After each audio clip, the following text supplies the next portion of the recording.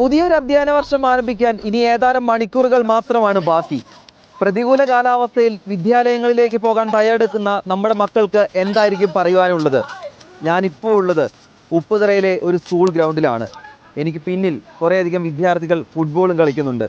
നമുക്ക് അവരോട് ചോദിച്ചാലോ, എന്തായിരിക്കും വിദ്യാലയങ്ങളിലേക്ക് പോകാൻ തയ്യാറെടുക്കുമ്പോൾ അവർക്ക് പറയാനുള്ളതെന്ന്. ഇതാ മക്കളെ,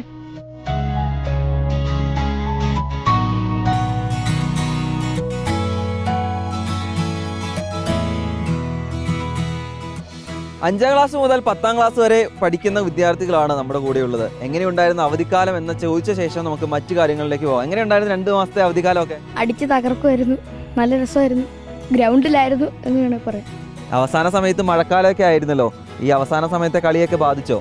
ചെറുതായിട്ട് ഞങ്ങൾക്കിവിടെ കോച്ചിങ് ഉണ്ടായിരുന്നു, അതിൻ്റെയൊക്കെ ഉണ്ടായിട്ട് രാവിലെ മഴയില്ലാത്തതുകൊണ്ട് ഞങ്ങൾ കളിച്ചു ഇവിടെ.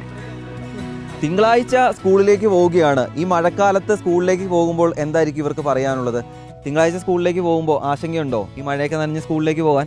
കുഴപ്പമില്ല, എന്നാലും മഴയല്ലേ, അതേ ഉള്ളൂ.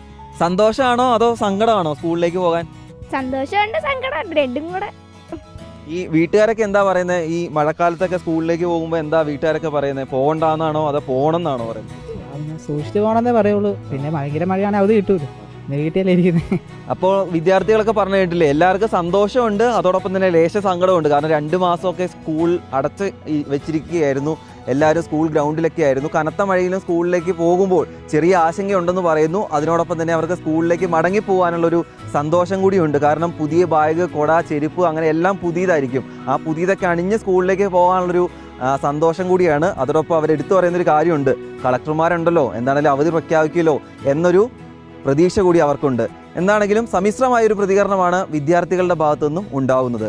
വീഡിയോ ജേർണലിസ്റ്റ് ജിതിൻ ജോസഫിനൊപ്പം reporter Rahul Suresh, in reporter, Idukki.